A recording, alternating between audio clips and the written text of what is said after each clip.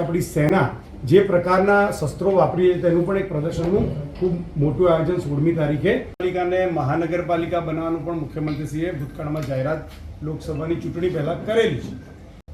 નું લોકાર્પણ અને ખાતમુહૂર્ત પણ એ દિવસે થવાનું છે. 14મી તારીખે જિલ્લાનો ખોલવા માટેનો આ કાર્યક્રમ છે. પક્ષાપક્ષીથી ઉપર આ કાર્યક્રમ છે.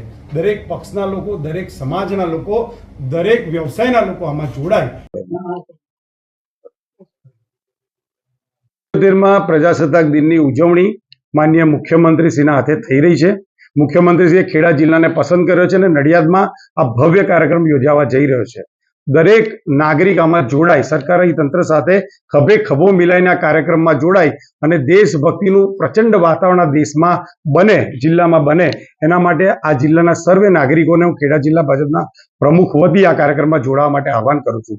12મી તારીખે ખૂબ જ મોટી જિલ્લા કક્ષાની તિરંગા યાત્રાનું આયોજન છે, જે SRP ગ્રાઉન્ડથી શરૂ થઈને ઇફકોવારા હોલ સુધી થશે.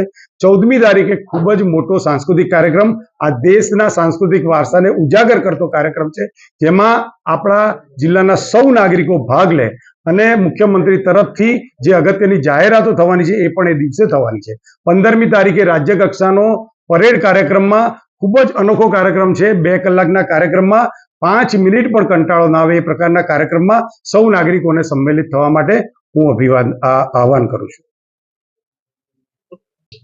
જી અજયભાઈ, રાજ્ય કક્ષાનો જે કાર્યક્રમ નડિયાદ શહેરમાં થઈ રહ્યો છે, ત્યારે આ કાર્યક્રમ થકી આપ જનતાને શું સંદેશો? જે દેશ એની ઇતિહાસ અને વિરાસતને ભૂલે છે, એ દેશની હાલત બાંગ્લાદેશ જેવી થાય છે. ઉત્તરોત્તર આ દેશમાં દર વર્ષે આપણે આ મહોત્સવ મનાવીએ છીએ, પરંતુ નરેન્દ્રભાઈ મોદીએ તિરંગા અને સામાન્ય જનતા વચ્ચેનું અંતર ઘટાડ્યું છે અને વિભાજન વિભેષિકા દિવસનું 21મી તારીખે જે જાહેરાત કરી, ત્યારબાદ આ દેશનો દરેક નાગરિક વિભાજન વખતે જે આપણા દેશના લોકોએ પીડા સહન કરી હતી એને સાથે લઈને જીવે છે.